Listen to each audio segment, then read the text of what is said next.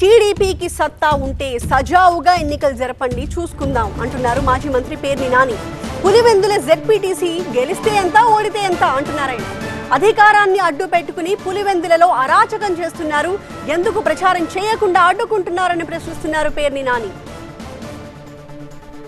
అంత సత్తా ఉన్న వాళ్ళు అయితే ఫ్రీగా ఎలక్షన్ జరపనండి.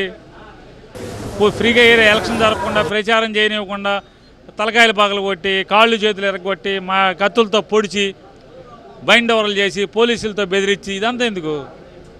నిజంగా మీకు చావు ఉంటే ఫెయిర్ ఎలక్షన్ చేసి గెలిచి అప్పుడు చూపించండి మీకు రిటర్న్ గిఫ్టా బటన్ గిఫ్ట్ ఏంటనేది.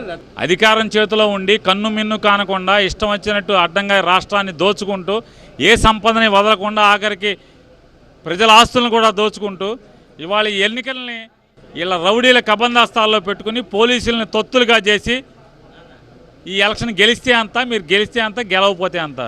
దాని బదులు ఇంటి వెనకాలకి వెళ్ళి సావటం బెటర్ మీరు ఈ ఎలక్షన్ గెలిచే కంటే.